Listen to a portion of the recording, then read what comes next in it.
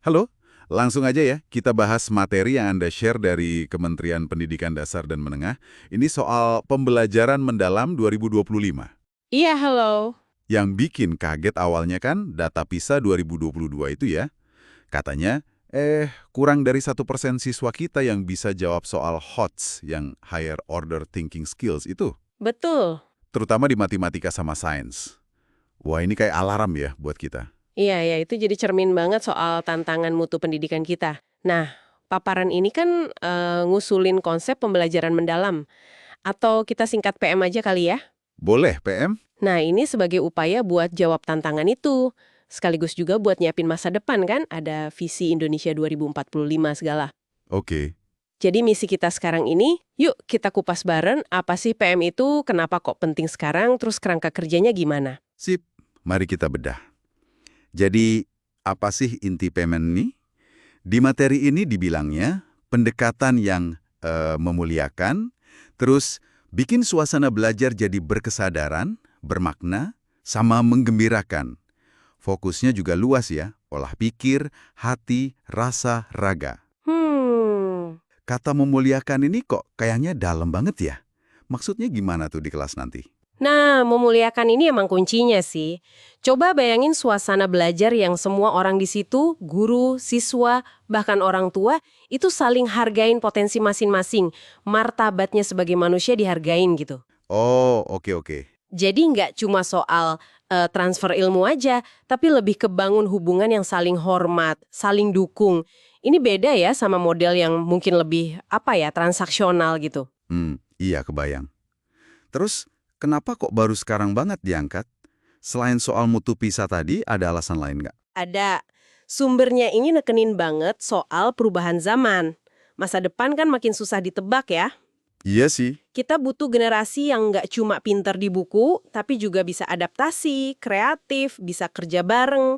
Nah, PM ini dianggap bisa melengkapi pendekatan yang udah ada, bukan ganti total ya. Oke, pelengkap ya. Manfaatnya juga buat dua sisi. Guru jadi lebih bebas berkreasi, siswa juga lebih aktif karena ngerasa dihargai, didengerin gitu.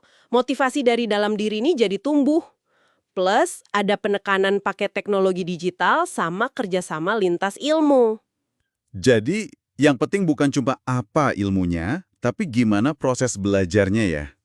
Nah, tadi disebut ada 3 prinsip utama. Berkesadaran, bermakna, sama menggembirakan. Bisa disederhanain dikit nggak penjelasannya? Sama proses mikirnya sendiri, jadi kayak metakognisi gitu ya. Terus terbuka sama ide baru, nggak cuma ngafal doang. Oke.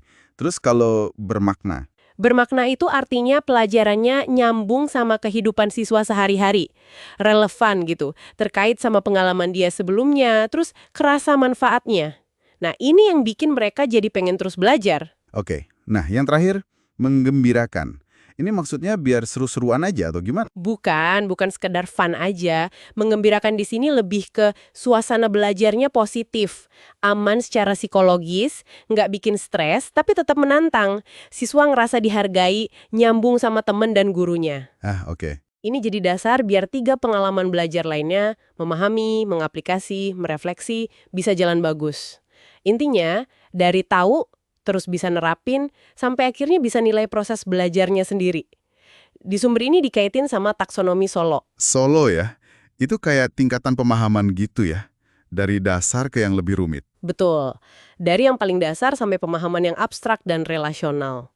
Nah, gimana ini semua diterapin? Ada kerangkanya nih. Nah, iya. Gimana tuh kerangkanya? Ada 4 pilar utama. Ini adaptasi dari kerangka internasional, namanya NPDL. Pertama, praktek pedagogis. Maksudnya cara ngajarnya ya. Harus inovatif, kayak pakai proyek, masalah nyata, yang dorong HOTS tadi. Oke, metode ngajarnya. Terus? Kedua, kemitraan pembelajaran. Nah, ini penting banget.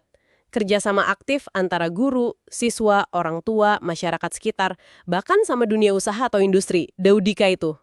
Jadi belajar nggak cuma urusan guru di kelas. Wah, jadi rame-rame ya belajarnya. Keren. Dua lagi apa? Ketiga, lingkungan pembelajaran. Ini luas nih. Ada ruang fisik kayak kelas, lab, alam. Ada ruang virtual juga, platform online gitu. Dan yang paling penting, budaya sekolahnya. Harus aman, nyaman, dan balik lagi ke tadi, saling memuliakan. Budaya sekolah ya, kuncinya. Sip. Yang keempat? Keempat, pemanfaatan digital. Tapi bukan asal pakai ya. Dipakainya secara cerdas buat jadi katalisator. Bisa buat cari sumber belajar yang kaya, buat kolaborasi online, sampai buat asesmen yang lebih variatif, kayak tes otomatis atau portofolio digital. Lengkap banget ya. Nah, ujung-ujungnya, semua ini tujuannya buat ngasilin lulusan yang kayak gimana sih?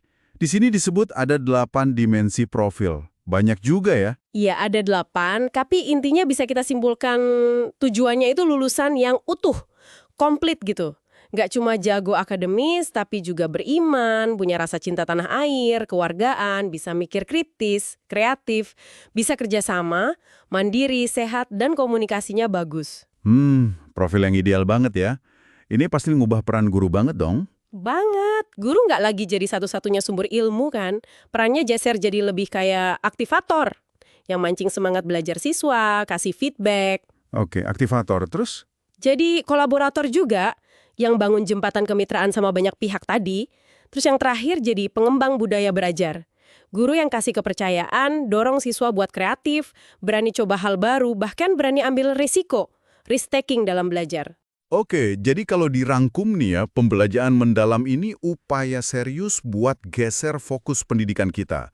Bukan cuma ngejar materi selesai, tapi lebih ke ngembangin kompetensi yang benar-benar dalam, relevan sama hidup, dan pendekatannya lebih manusiawi. Gitu ya? Tepat sekali, pas banget. Dan yang menarik juga ya, sumber ini tuh nekenin banget soal pentingnya asesmen yang autentik.